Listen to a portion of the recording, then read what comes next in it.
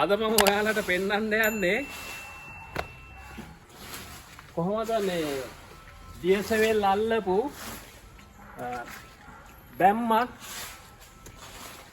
පිරිසිදු කරගන්න අයුරු. එතකොට මේක වසර ගානකට කලින් පේන්ට් කරපු බැම්මක්. දැන් මම මේක සුද්ධ කරන්න යන්නේ. පොඩි ශනික සිද්ධියක් තියෙන්නේ. සුද්ධ කරපුවාම ගොඩාක්ම හරිම පිරිසිදුව පේන්ට් එක තිබුණා වගේ එන තත්ත්වයකුත් තියෙනවා. වියදම අඩු කරගත්ත හැකි. කරන්න ඕන එකම වැඩේ මෙන්න මේ වගේ ප්‍රෙෂර් ගන් එකක් ගන්න ඕන පොඩි එකක්. හරි? අරන් මේ වතුර ටැප් එකට ගැහුවා බටේ ගෙදර කරන්ට් එකට ගැහුවා මේ වයර් එක ගත්ත ගන්න එක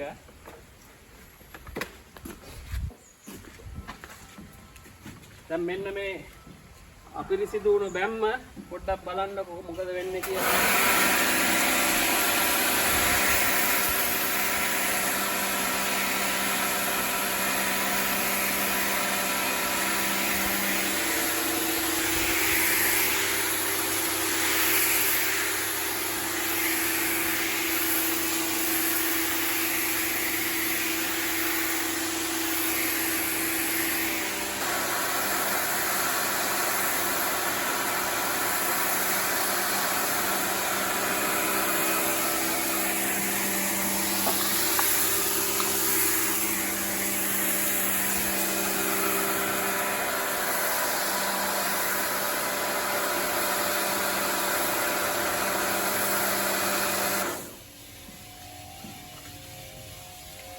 කොහොමද දෙකේ වෙනස වැඩේ කරලා බලන්නකො.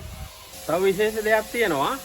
ඔබගේ මේ නිවසේ හෝ කොහේ හරි බැම්මක් තියෙනවා නම් පේන්ට් කරන්න යන වියදම ශ්‍රමය ගොඩක් අඩු කරගන්න පුළුවන් ක්‍රමයක් තමයි මේක.